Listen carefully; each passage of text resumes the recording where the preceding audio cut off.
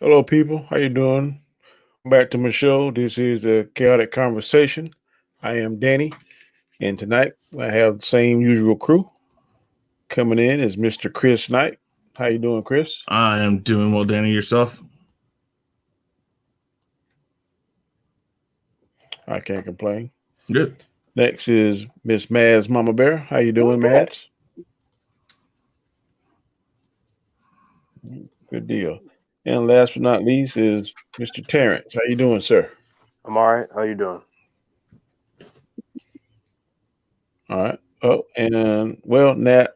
Really, last but not least is Mr. Stackhouse. How you doing, Sean? Oh, what's going on, guys? What's going on, Sean?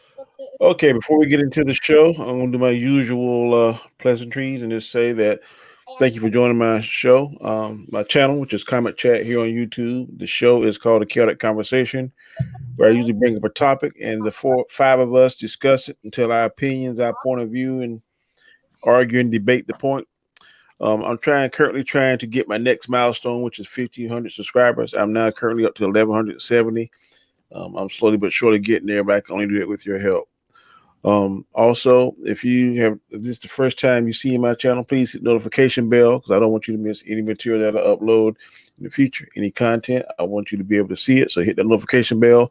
So each time I upload something or I have a show, you can tune in and catch it.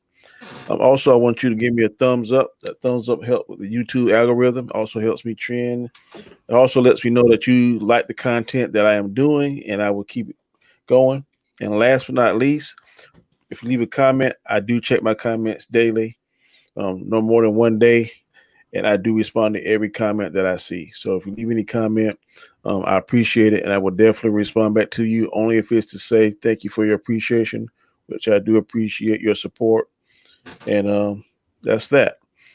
As always, I'm gonna touch on please maintain social distancing.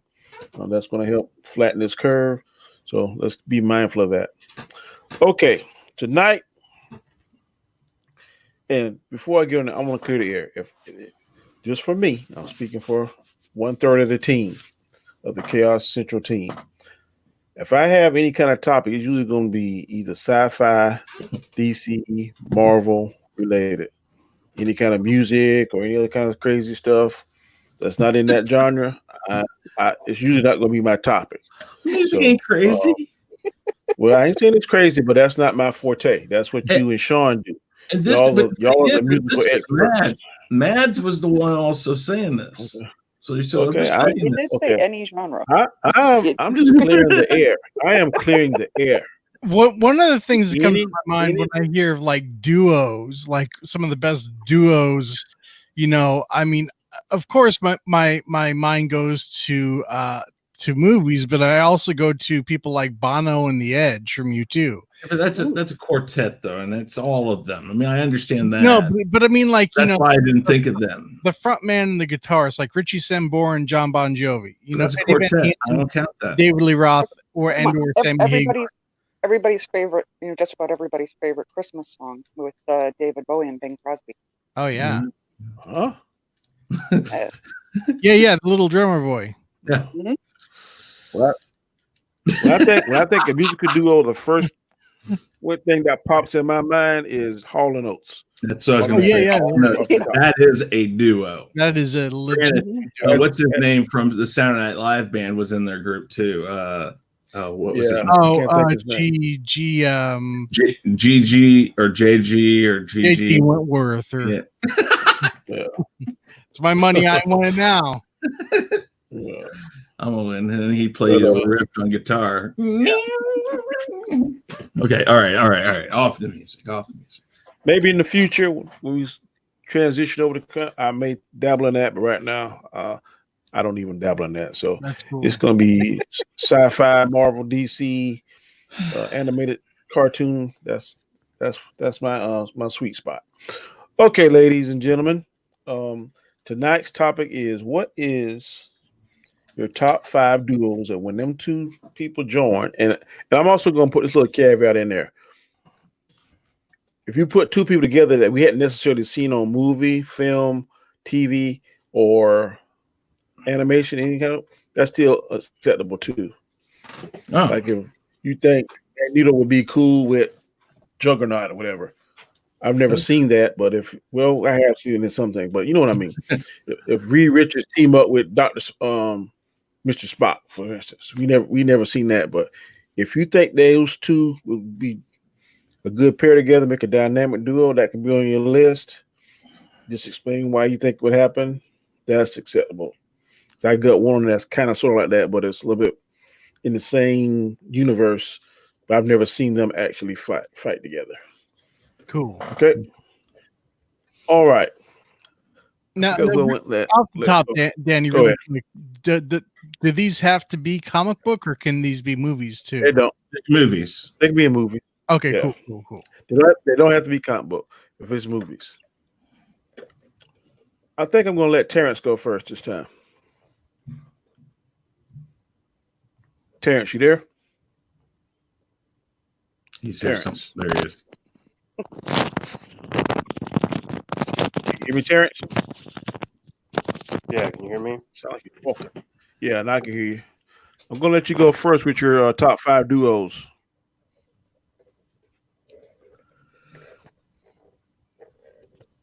All right. Hello? Okay. Yeah, he's there. Wait, can you hear me? Hang on. Yeah, Yep. Yeah. I can hear you now. Give me 1 second to change locations. All right.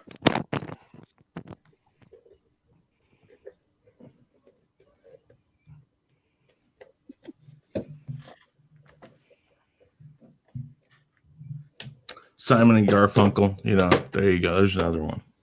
Michael and Janet Jackson.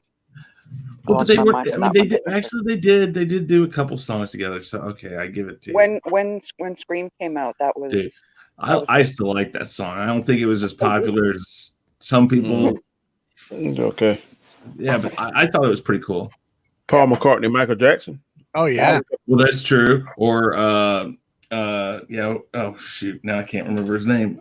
Stevie Wonder and Michael Jackson. No, Stevie Wonder, Paul McCartney. They Freddie Mercury and Michael Jackson. Yeah, they did, but they never released it, did they? Well, I mean, yeah, they finally did. It did, but it was not then. No, and no. Didn't Freddie didn't like the way that he did things, though. It was thinking of Under Pressure, Freddie Mercury, and David Bowie. But again, I see. I wouldn't have thought that because I'm thinking group, Queen, and Bowie did. I'm thinking more of that they went together for like 1 or 2 songs. Didn't Mick Jagger and Michael Jackson did a song together? Yeah. State of Shock. Mick Jagger did a ton of songs with a ton of different people.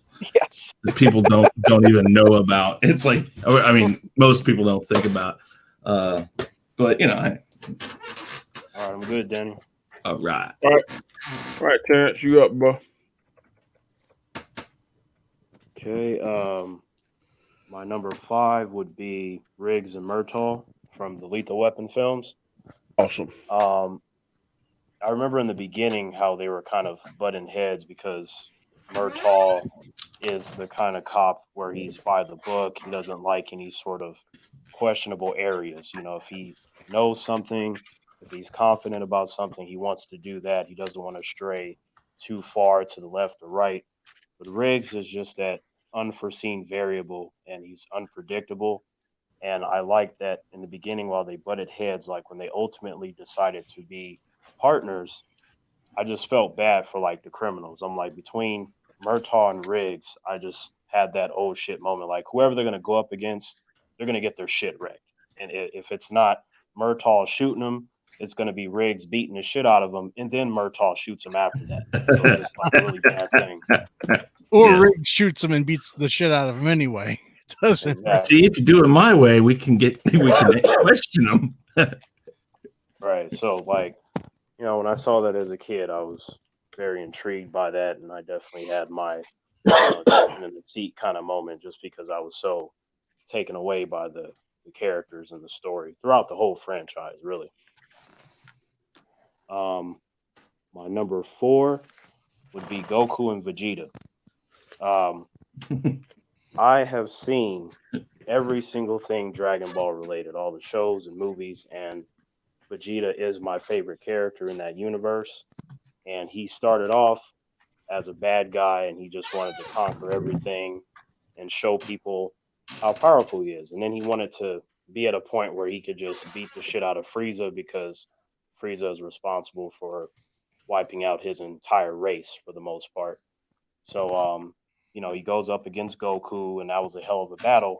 And then later on down the line, when Vegeta more or less becomes a family man, he's working with Goku to take out different bad guys. And when they teamed up for the first time, that was definitely the old shit. Danny, I think you know exactly what I'm talking about. Oh You yeah. know, so um, when you have the great martial arts prowess of Goku, and then you combine that with Vegeta's willpower, it's one of those things where if it's not said to you in the beginning that this person can slaughter these two individuals without blinking, whoever they're fighting is going to get dealt with.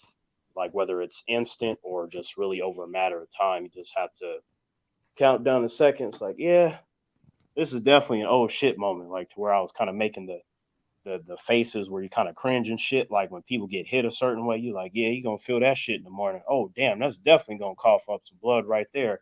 So it just was those moments in particular that I feel like you put those two together. That was one of the best things that happened in that entire series of shows and films was teaming up Goku with Vegeta, especially since Vegeta hated Goku so much at one point. So really like that. Um, Number three would be Vincent and Jules from Pulp Fiction. These two on screen together, Samuel Jackson and John Travolta, that with the dialogue of Quentin Tarantino and how great of an actor that both of these men are, I felt like you could not put anyone else in those roles. Like it specifically had to be Samuel Jackson and John Travolta. Like I don't care if they were shooting people, collecting money from Marcellus Wallace. Like I wanted to see them do everything together. Yep. Uh, even like towards the end when you see them just eating breakfast together. That's like a thing that I say, but usually the characters don't do that. They don't, for all intents and purposes, do regular things. You don't really see them brushing their teeth or eating and I stuff like that. But these characters, they did that. I would love to have seen like a standalone movie with them two as the main characters. Oh yeah, it could have been like Hobbs and Shaw, but Something like in the that. Tarantino universe. Oh, absolutely. I would have watched the shit out of that. But Yeah. luckily for us, within the context of the Pulp Fiction movie, you got a lot of Vincent and Jules in different storylines leading Oh up yeah. to Yeah. even the demise of the Vincent character. Mm. So they made me say, "Oh shit!" Like the beginning when you see them going to the guy's apartment, like, yeah, that's right. Open up, motherfucker. You know why we here? Yep. Sits him down, and he just starts getting into the lecture about how they were supposed to, come see Marcellus Wallace, and they were just all scared shitless. And I like how Vincent was in the background, kind of, looking around, going through cabinets. He's like, "Yeah, my buddy Jules got this. If they so much as twitch the wrong way, I'm gonna shoot him in the fucking head, and then I'll take him to Marcellus Wallace after that." So I really loved them together. They had that presence. It was either an oh shit moment because they're gonna kill someone, or a subtle oh shit moment because it was gonna be funny and then it would lead to something brutal, which is like a mixture that I haven't really seen too many times with duels that they can provide the brutalness and the humor at the same time. The reason why I watched that film is because of them. Their Yeah. chemistry on screen was just awesome. Mm-hmm. Um, and then let's see. Number two would be Tango and Cash. That's the Oh movie with yeah. Sylvester Stallone and Kurt Russell. And Yeah. in that particular universe, they are the two best cops around. Uh, Stallone's character was more Oh, so that's all. like, yeah, That's an yeah, oldie.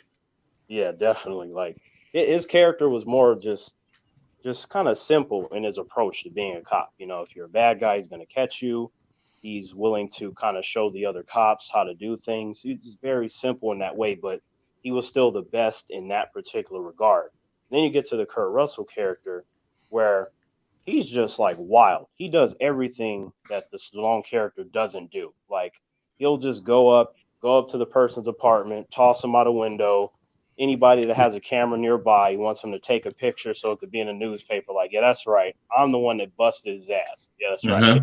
He's It's smiling. kind of like an earlier version of Murtaugh and Riggs. Oh no, that came out he's the after. later version. It did? 87 Okay. was, and I love Tango and Cash, but I'm sorry, they're a ripoff of Murtaugh and Riggs.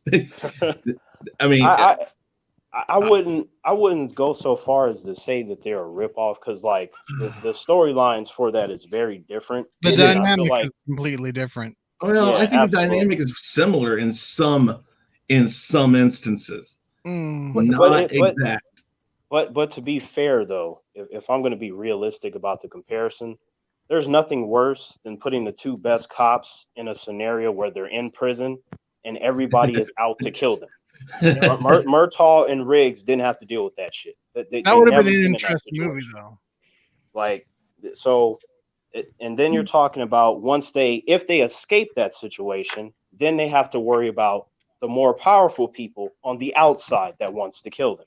Yep. You know, so you really never know if it's going to be like the petty thief that you gave a ticket that's going to blow your head off, or is it going to be this particular drug lord, which you don't know, funded the whole thing to put your head on a plate. Like, there was too many variables. Like, at least in Lethal Weapon per film, you knew who the bad guys were. Like, it wasn't like a whole collection of them. It was just specific bad guys.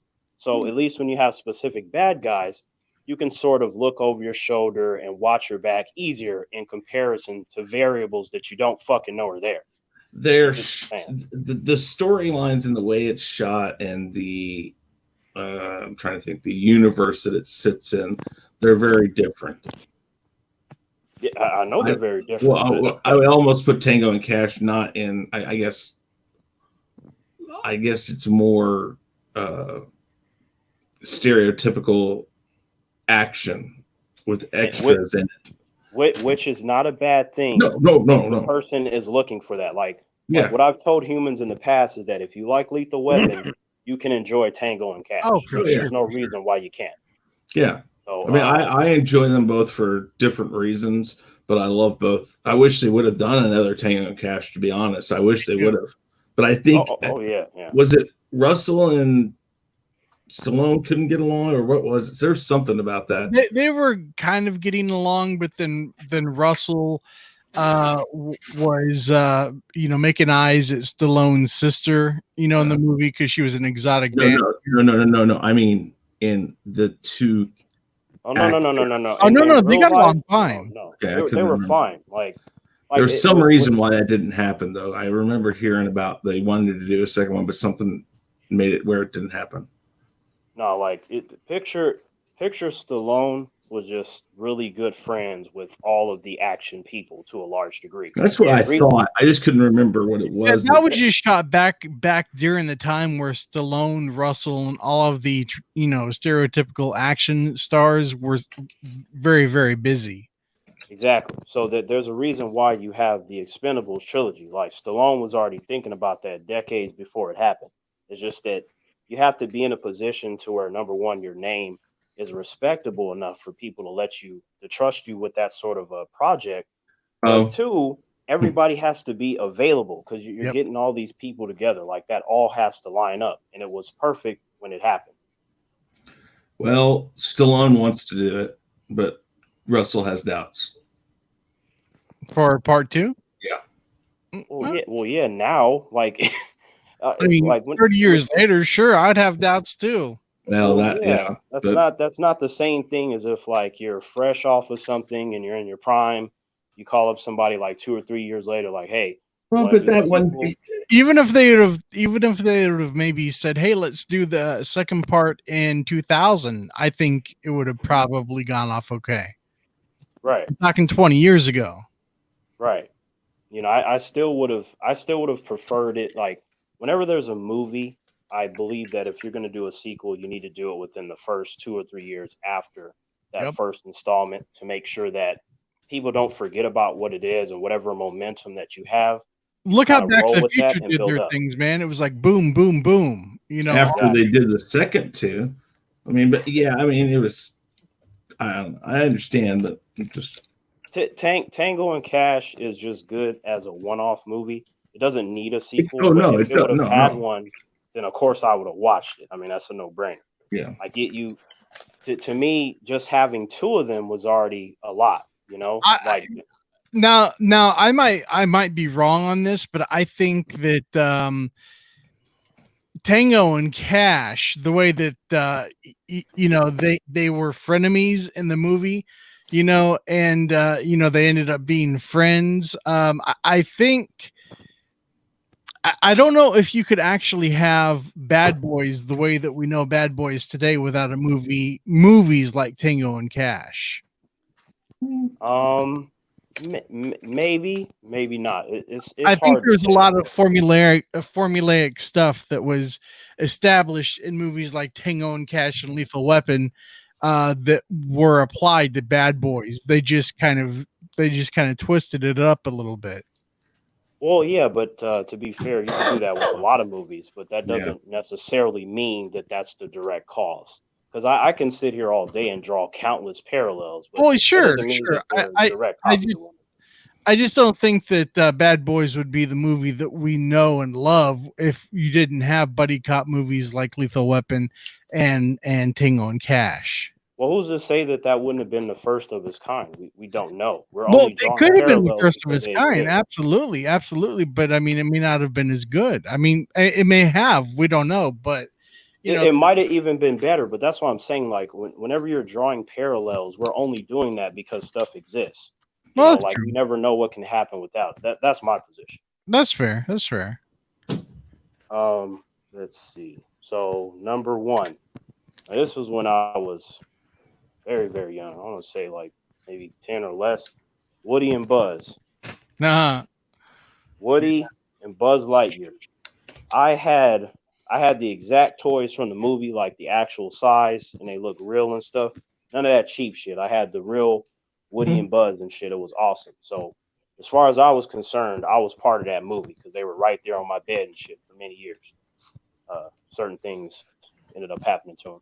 I'll get to that in a moment. But when I saw Toy Story for the first time, it really just kind of piqued my imagination because I'm like, man, I've always wanted my toys to come to life because I was always like kind of looking around and knew a couple of people and had some friends and stuff.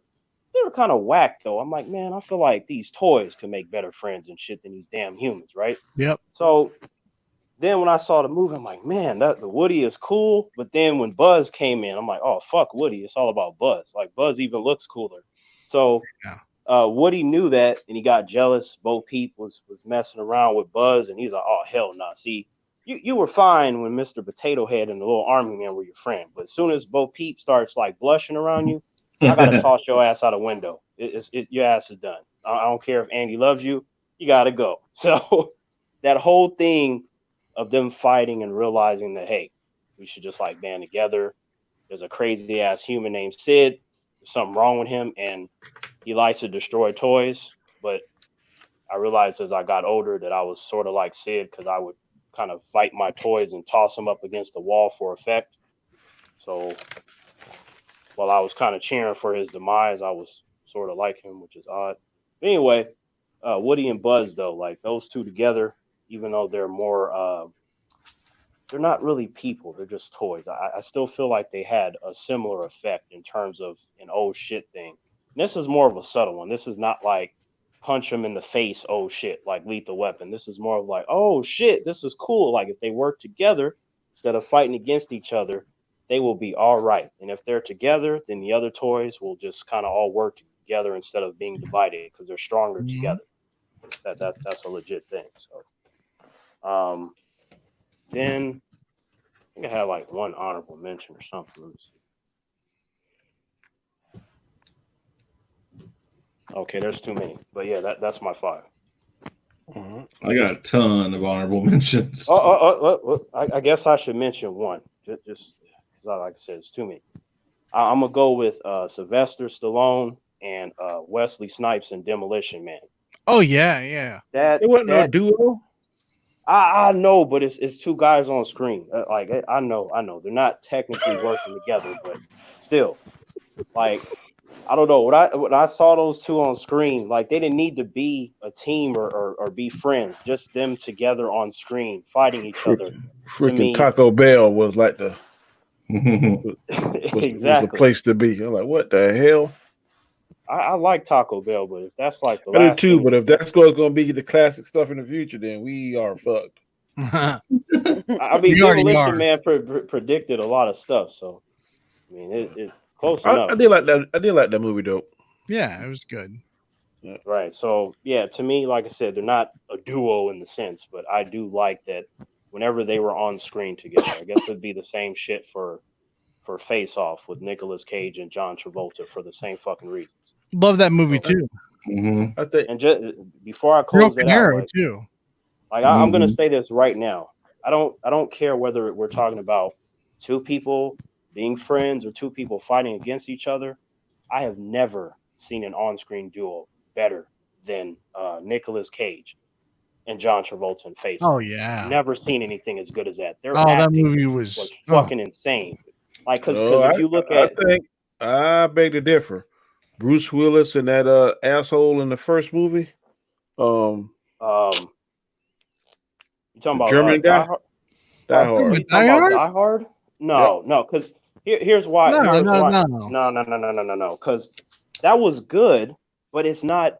It's not impressive. Like to me, They like with literally took their faces off in the movie, man. I remember yeah, and that. they I remember that. like because to me, here's the difference. Like Danny, you mentioned a good one. That's good, and even like in Die Hard Avengers when his brother came, like that was even better in my opinion. He's Yeah, I blowing agree. shit up and stuff. But when you're talking about just acting where you literally have to one up each other in every scene because you have to play your own character and then you have to play that person and you both have to be convincing at the same time. Like the movie literally leans on your partner on screen, the other actor. You both have to be great. It can't be John Travolta's just beast and Nicolas Cage's down here. In order for it to work, you have to both be on a crazy ass level. And they talk about that movie all the time, like how much it took to convince the audience of their acting prowess. Like if you go to something like The Dark Knight, that movie is Heath Ledger is better than everybody else. Like everybody else is good, but he's great. So it's uneven. With Nicolas Cage and John Travolta, you have two levels of what the fuck. That's the difference between that was good. Nicolas Cage, man. Yeah. Nicolas Cage brought it. So did John Travolta, but Nicolas Cage stole the show for me. Yes, it works for him that every part he plays is basically him. Who? Nicolas Cage? Yeah. I love Nicolas Cage. I don't agree with that at all. Like I think that there's tons of shows. Dude, when Nicolas Cage was like in the priest outfit, I mean, he had the crazy eyes and stuff. Man. Yeah, no. See, no. Here's the problem. Nicolas Cage, he has a lot of movies, right? So the problem is that for some reason, humans that haven't seen a lot of his movies, they like to focus on the bad ones. No.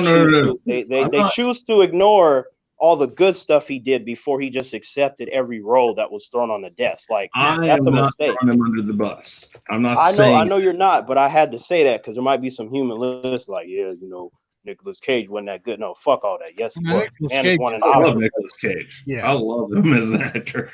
I think he's hilarious and because from what I've seen from Nicolas Cage in his interviews, this dude is very nice and gentle. He is nowhere near as fucking crazy as the characters that he plays. Like even when he laughs, like his laugh in real life comparison to some of his movie characters is not even the same thing. It's not. So I'm just like, how far do you got to dig deep to be able to pull that shit out? You got to be a legitimate actor. Like, all right, Nick, we're gonna need you to act crazy. Okay, a good example would be when he did his Ghost Rider transformation, when he did the scream and shit. That was crazy as hell. I'm like, how the fuck? Well, he comes from the family of Francis Ford Coppola. Yeah, he does. There's a lot of talent in that family. Yeah, which obviously spilled over into his DNA. So, but yeah, that's pretty much all I gotta say, Dan. All right, good deal, sir. All right, Mr. Knight, you're next, sir. Oh, I am. Oh, jeez. You're not gonna like the fact I got like your 13 honorable mentions, please. I don't have time. I have 14. I can go through them really quick. I don't have time. Yes, you do. It won't take that long. I promise you. I mean, because I'm going to go over my top 5 first. Number 5, Vincent Vega and Jules Winfield. That's just how it goes, you know. Pulp Fiction. When I first saw it, I was laughing my ass off through 90% of that movie with the way they acted. And again, I'm with Danny. I don't know how they came up with that pairing. I don't know how Tarantino or whoever his casting director was, they came up with those two guys for those two parts. But whoever it is, if it's Tarantino, he should have been given a huge freaking bonus for it. And if it was a casting director, they should have been given like freaking tons more money. Tarantino, by the way, always picks out the people in his movie.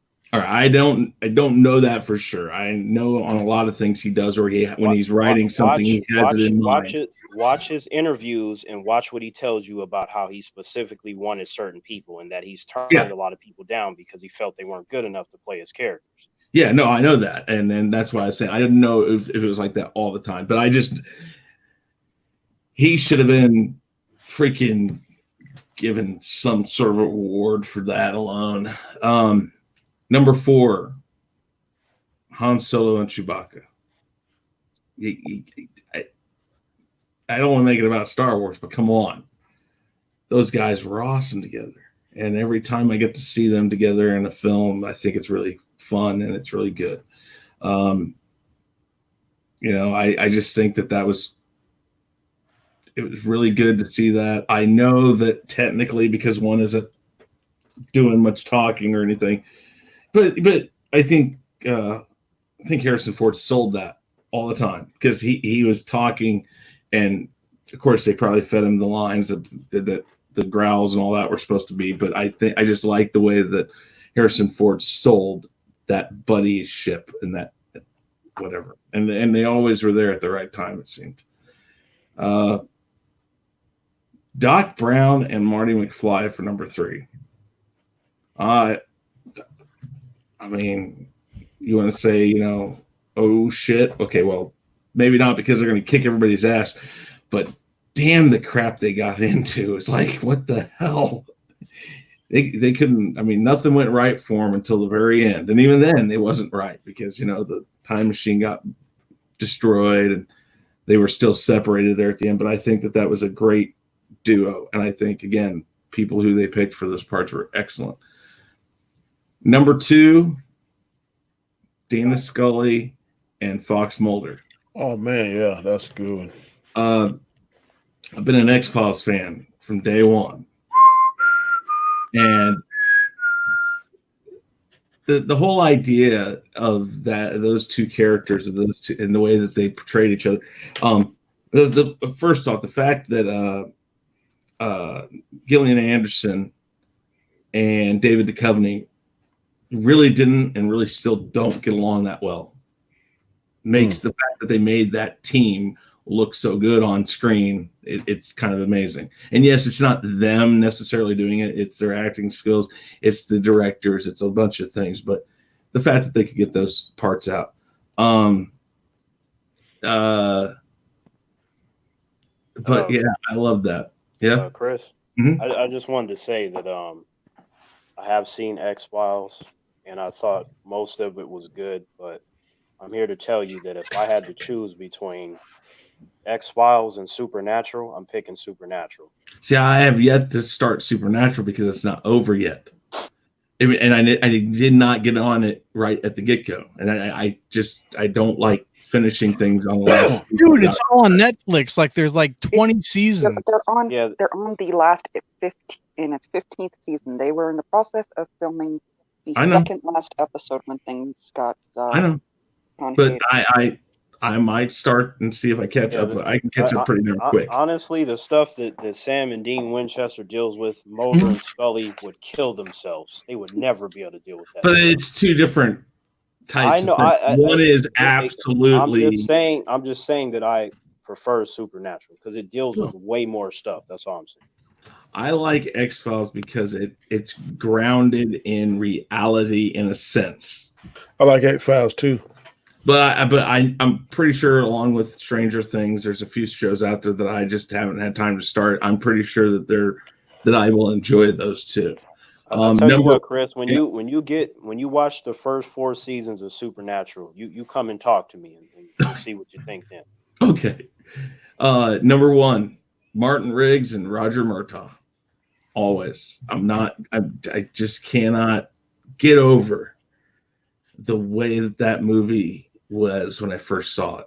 And the fact of, one's out to kill himself, but not because he's crazy. It's just he doesn't care about life. It's like he could care less if he dies. He could care less if he kills himself. He could care less about anything. So it makes him really an interesting character because he's a loose cannon. He'll do whatever it takes to do his job. But sometimes the way he does it's a little over the top and a little crazy. But there's Murtaugh, who's thrown in it with this guy, who, by the book guy, wants to get the job done too, but is watching this guy in front of him. In that first movie, all he's watching is like, what the hell? And then when he finally jumps off the building with the guy trying to jump or whatever, and he pulls him into that whatever being worked on, the storefront, and he just says, you know what, here, you do it, kill yourself. And then he realizes how absolutely out of his mind Riggs is and how fucked he is. It's amazing that just that part. And I gotta defend Riggs because, like, no, I'm not talking bad about him. I'm just saying in that first one, he really was, and that's kind of the cool thing about the whole series, is that as he progresses, he realizes how, Murtaugh, for all intents and purposes, he saved his life because, yeah, like, I know because I've felt it. So, like, when you're going through life for years and you have rage inside you, I'm telling you, you don't fear anything, you don't care about anything. You have more balls than everybody on the planet combined. Like, you are just in a completely different league. And that can be very dangerous, as I've experienced. So really, it would take something or someone to save you from that. And that savior is Murtaugh and his family for Riggs. So he just, to me, is a character that was in pain, and sure, there was some craziness there, but there's more to him, which Murtaugh saw once he continued to interact with him. That's what I love about that duo, is that they got, as it went along, I will say by the third one they were stronger. The fourth one, I liked the fourth movie, but it was, I don't know if it was exactly the same dynamic. Well, it was, but I mean, it's over some years. I mean, they're getting ready to retire, and before they go into retirement, they got to fight Jet Li. That's some fucked up shit. Dude, that was awesome. That fight was awesome. And the way they set it up. Well, but we'll never know if we. How did he do it with the gun? I guess we got to ask him. Ask. Let's go ask him. I would have been in the background, like, look, I don't normally say to run, but you got to run this time. That's a bad idea. Yeah.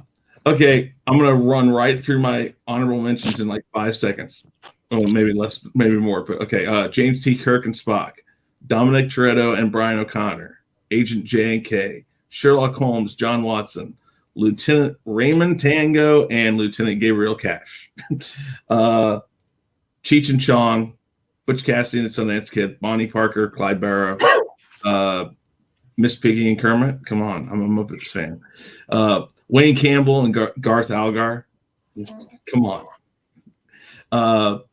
Batman and Robin, C-3PO, R2-D2, Rocket Raccoon, Groot, Buford T. Justice, and Bo Danville. So Smokey the Bandit. And then Woody and Buzz Lightyear I had on there too. But those are my honorable mentions. So you just don't like Miss Piggy or Kermit, do you? You got a problem with that, don't you? I see how it is. Okay. Muppet hater. That's it. When I see them two, I say, "Oh shit, I'm scared." That's what comes to mind. You should be, especially with Miss Piggy, man. She kick your ass. Wait, who? Some damn bacon. When I see Miss Piggy, that's what I think of. Some bacon. I can't stand Miss Piggy. She's annoying. I'm like, fuck up. All right, Sean, you up next, sir. He ran away. All right. So My list, starting at number 5, would have to be Chewbacca and Han Solo. I was going to put Batman and Robin there, but Robin is never cool enough to be part of a like top 10 or top 5 duos of all time. Batman and Batman would be better. Number Hey, 4, Sean? What about Adam West and Burt Ward?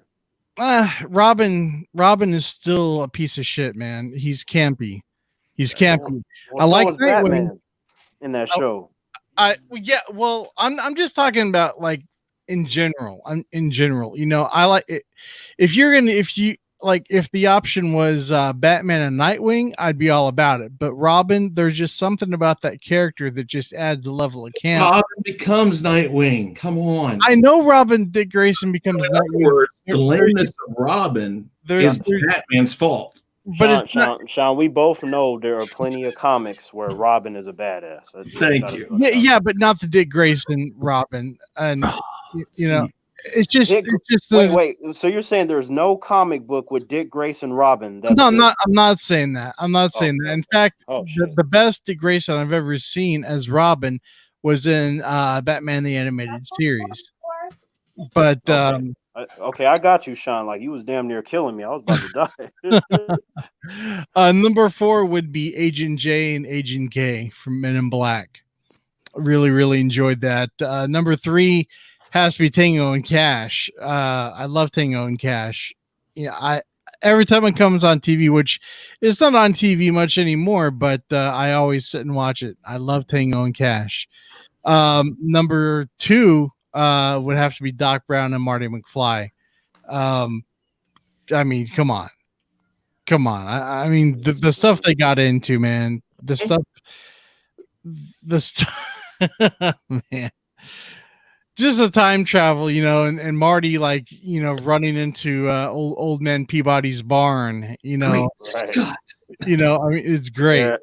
Yeah, that was great. Dude, I love that, and I love all the movies, man. See, I don't think Doc Brown would like me because I'd be fucking up the timeline. I don't think See, I would have had Doc Brown and Marty McFly as number 2 if it wasn't for X-Files.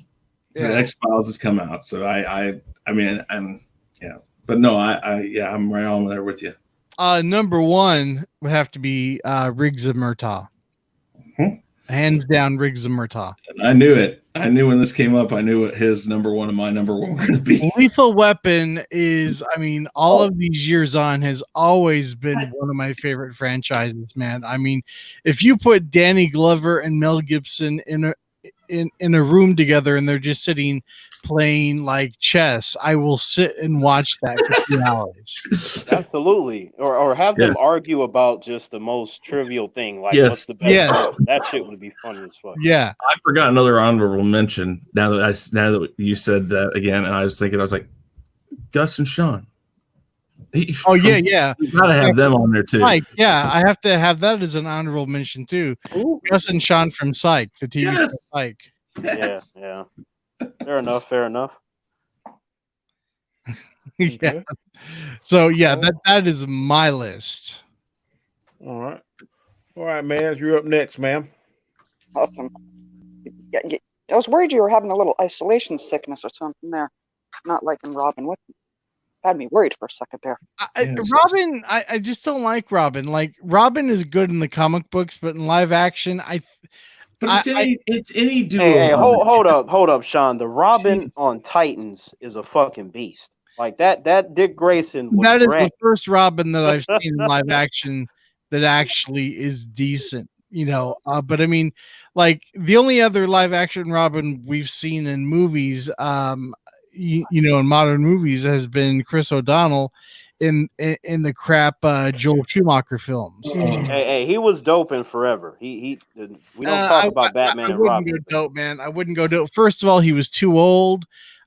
Secondly, the film was just, I like the film, but the if you'd have added a Robin in Batman 3, and it would have still been a Tim Burton Sean, Batman. If you take away the fact that he's older, you cannot sit there and tell me that Dick Grayson was not badass. This dude, number one, he tried to save his family. He stole the Batmobile. He was out there fighting large amounts of criminals, knowing he could die. This dude dries his clothes like no one I've ever seen. Like that character was nothing but badass. That doesn't make him a cool Robin, though, man. At the age that Chris O'Donnell was in Batman Forever, he should have been Nightwing. It They doesn't did put matter. that in them. That was Okay, that was but did you see what you just said, Sean? You keep going back to the age. The way that they depicted his character, aside from his age, there was nothing wrong with that. There are That is plenty of just- actors who've played. You are going off of two things. You're going off of his age and a movie that you don't care for. But No, aside from that, I love Batman Forever. but not as much as the first two, though. We've had that conversation. Yeah. So if you subtract those two things that I said, I think you would in turn give him a little bit more credit.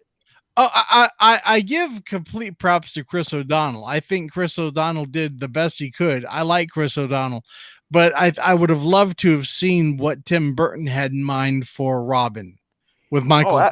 Absolutely, but I feel like it's fair that we can't make it seem like it's inaccurate when it's not. Aside from a couple of details. because I think it's because of the two Tim Burton movies. I prefer Batman by himself with an occasional assist. That is my point. Because of your preference, there's some slight jadedness to it, and I can see it, Sean. So I forgive you, but I get what you're saying. Yeah. What Terrence is saying to you is that he forgives you, but you're still wrong. Yeah, I know. No. I did not say he's wrong because he's I know that he knows DC stuff, but at the same time, I have to bring certain things to his attention that he might accidentally overlook. He's not accidentally overlooking anything. He knows what you're talking about. Yeah. He just doesn't care. I don't like the live action treatments of Robin that we've gotten. Robin is awesome in Titans. But this doesn't have to be. If we could have taken that Robin from Titans and put it in a live action, that type of treatment, and put it in a live action Batman movie, then yeah, where he's like breaking somebody's jaw, absolutely. So, I'm just saying, Sean, we got to be fair, man. We can't let anything about this get in the way. Live action or just duos that were just duos. That's what I thought. So you could still do that, Sean. What? You could put that Titans Robin with Batman from Tim Burton's Batman. You could do that. Actually, if I'm going to be honest, the Dick Grayson on Titans and the Jason Todd from Titans would beat the shit out of Michael Keaton's Batman in a couple of seconds. That is facts. I'm just saying, maybe Dick Grayson, Jason Todd, probably not so much. He was a little bit. No. Just because he got beat up by Dick Grayson, who has more training, there is nothing that Michael Keaton did on a physical level that was anywhere near as impressive as Jason Todd's first appearance in Titans. You remember his appearance, right, Sean? Yeah. We have never seen Michael Keaton move like that.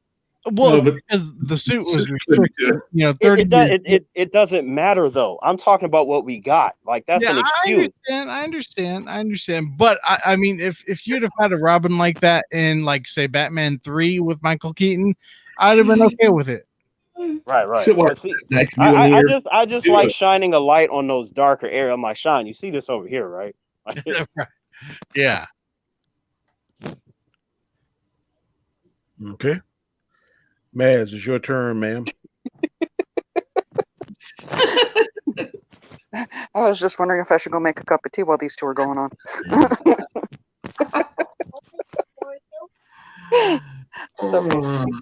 I'm going to throw my one of my honorable mentions first. And again, pretty much almost all of these, with the exception of one, are all comic. They're from the cartoons. Mm-hmm. But some of them were temporary alliances. Some of which actually turned into. But I'm going to go with John Constantine and Swamp Thing. Oh, cool. When they faced off against Solomon Grundy. That's your number 5? That's I switched up to my honorable mention now. Mm-hmm. But I'm also going to go number 5, Green Lantern, Green Arrow, and Speedy. Hmm. The two of them Green- were badass. They had incredible fighting skills, and they could thread a needle much easier than I could with those arrows. Mind you, Nice. You say not much is Green working now. Arrow and Speedy? Yes. All right. All right. I'm going to go with also Harley Quinn, Poison Ivy. That's my number 4. Ooh. Started off as a temporary alliance, grew into much, much better. Grew into a friendship and beyond. And the two of them were actually really badass together. In fact, I will still go back to that episode from Batman, the animated series, over and over again. It's still one of my favorites to this day. You also got to talk Captain Falcon. The two of them have been fight for decades. Mm-hmm. And they were so associated that they actually did put him in the movie. So I was very happy to see that. Number 2 started out as a temporary alliance, grew into a partnership. Spider-Man and Venom. Mm-hmm. When that first went down against Carnage, actually, yeah, my reaction was, holy crap. That Yeah. Mm-hmm. That was a good one. I really like that Constantine and Swamp thing. Yeah. Yeah. That was really... And for me, I have to do it. Absolutely love the show. Sam and Dean Winchester. They've supported 15 seasons, and you know what? The two guys are so much of brothers that they actually were at each other's weddings. They were like the best man at each other's weddings. That's a good list, Mads. Yeah, I'm also going to put in, again from Batman the Animated Series, another honorable mention, Batman and the Grey Ghost. That was the episode that Adam West popped in. So for me, that was that whole campy, I loved it just on a sheer fangirl. But yeah. I got you. All right. Okay, my list is going to be pretty short and sweet. My number 5 is Riggs and Murtaugh. Like everybody else, I think they put a little bit at 1 and 2. But they were fantastic. Great duo. I love that show. I can watch it over and over. Excuse me. No, let me change that. Uh-oh. Let me change that. That's going to be my honorable mention. Oh. Riggs and Murtaugh. Your top 5? Yeah, Riggs and Murtaugh. My number 5 is going to be Kirk and Spock. Okay. My dad got me into Kirk and Spock on Star Trek. I've always loved the chemistry. It's really kind of sort of a trio if you add Bones, but that's the thing. That's why I had them as honorable mentions and not as in my top 5 because they're technically a trio. That's why I didn't have them on. In the newer Star Trek is more Kirk and Spock. And the older one is the more the trio. True. Number 4 is Wyatt Earp and Doc Holliday in Tombstone. I love that. I love that movie. I can never get enough of that. I think that Val Kilmer stunk it up as Batman, but he killed it as Doc Holliday. Stunk it up as Batman. Yep, he stunk it up as Batman. I did not stutter. Hey, George Clooney ruined the character until he Christian Bale brought it back. He shitted it up. I don't think he did that. My number 3, I've never seen these two team up, but if they did, I think they would be awesome. And that is Yoda and Mace Windu. I would have loved to see those two just go through some stormtroopers or whoever the bad guys may be, just to see the two masters. Problem. Holy shit. Yeah, exactly. That's nice. My number 2 is Ghost and Tommy on Power. Ghost and Tommy is serious, buddy. I mean, when them two team up, it is some shit. Now, when they're at each other's throats, it's chaos. But when they're together, it is controlled chaos. So, if you ever watch Power, you understand what I'm saying. Um, my number one, which should not be a surprise, 'cause I'm wearing the shirt, is Vegeta and Goku. I can agree 1,000% with what Terrence said. When I first saw those two join together and they did the Patara earrings and they did the fusion dance, I was like, somebody's in some trouble.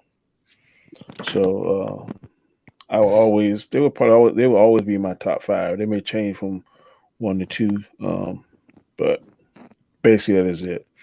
My second honorable mention is I don't know if any of you watch Sons of Anarchy, but I've seen a little bit. Jackson Clay, Mm-hmm. they were father and stepson, stepfather and stepson.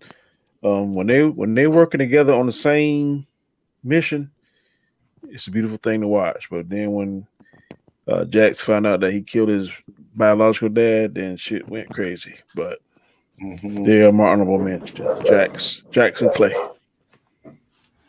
Nice.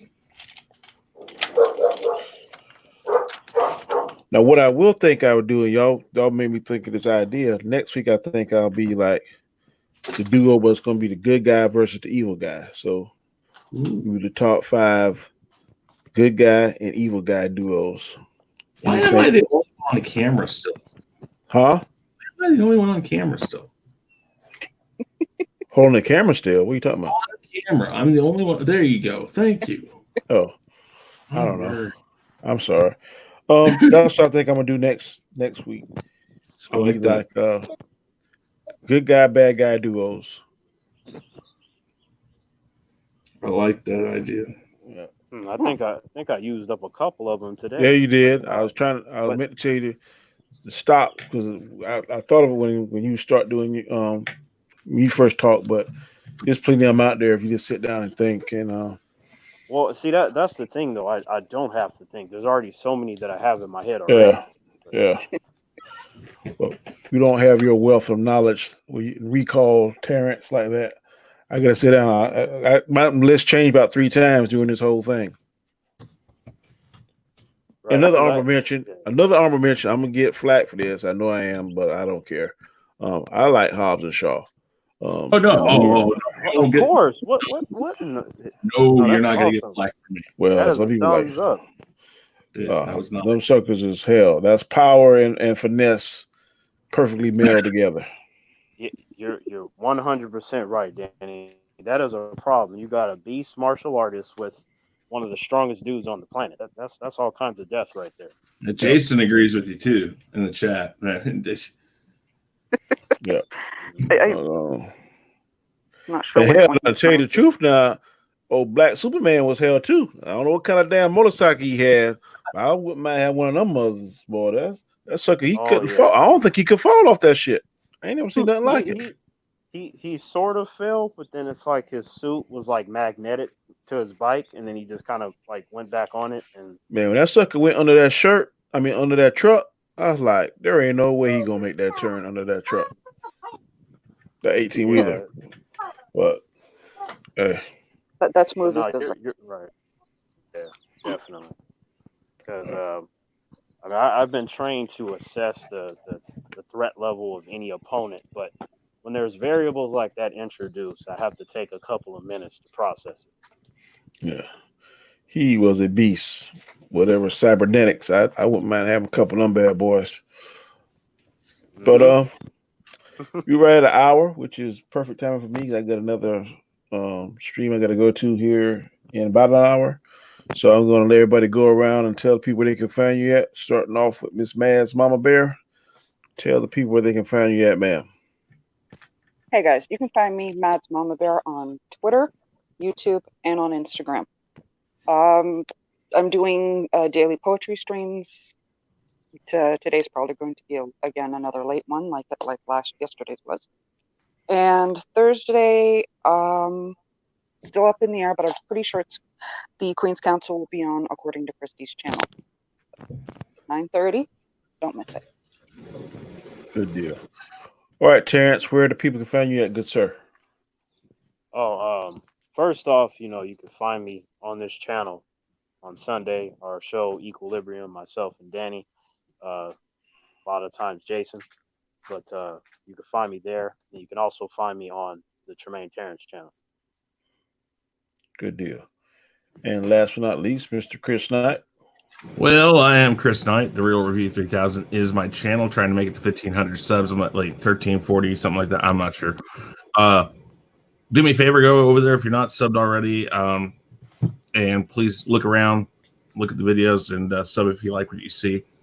Not a lot of pop culture stuff right now on there because of just Not a lot of pop culture. yeah, basically. I mean, yeah, we can talk about some speculation. We can talk about things constantly being pushed back, things like that. But there's a lot of music reviews right now, as Danny has kind of alluded to. But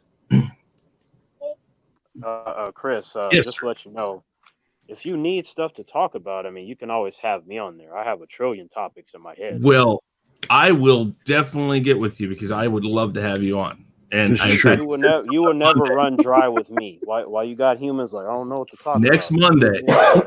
Next Monday, if you want to be on the Gospel According to Chris and you give me the topic you want to talk about, we'll do it. You got my number, don't you? Negative. I thought we were in a chat there. Okay, well, I will make sure. Or Danny, you have his number? I do. Text my number if you would, please. I appreciate it. And then you get with me, Terrence, and we will set it up for next Monday. Oh, yep. I will definitely pop up. Awesome. At random times. Awesome. Okay, yeah, go check out the channel. Sub to me if you can. And don't forget to go over to the Chaos Central website, or YouTube. Here, I'm going to put the link if I can find it. I believe I'll find it and I'll put it in the chat for everybody. But please go over to Chaos Central's YouTube channel and subscribe there so we can get these shows all over there. We were currently at like 40 subs, and I greatly would like to have more. So that's me. Good deal. Sean had to leave, but his show tomorrow is the Chaos List, where he come up with, I think, 5 to 6 topics. We'll discuss tomorrow. Not sure what he's come up with, but we'll be doing that tomorrow on his channel. I think we simultaneously being streamed from the Chaos Central channel as well. I am Danny. This is my channel, Comic Chat. The name of the show is a Chaotic Conversation. If you tuned in about an hour ago, you saw we were talking about famous duos who we thought were our top 5 and several honorable mentions. So next Monday, 9 p.m. Eastern Standard Time, be back here at the same time. It will be duos again, but it's going to be good guy versus bad guy movies. So that should definitely be interesting. So please tune in for that on Sundays, 6 p.m. Eastern Standard Time. You can catch me on the same channel on the show Equilibrium, myself and Terrence, and also we have a good friend of ours, Jason, that joins us. And also you can catch me, Chris, and Sean at 3 p.m. Eastern Standard Time on the Rule of 3, where we come up with several different categories, and we all get a specific amount of time to discuss it. It's a very good conversation, so please join us if you can at those times. Thanks for coming to my show. I appreciate it. As always, please try to maintain social distancing so we can flatten this curve. Everybody, please stay safe and stay healthy. We'll see you next time. Say bye. Yeah. Later.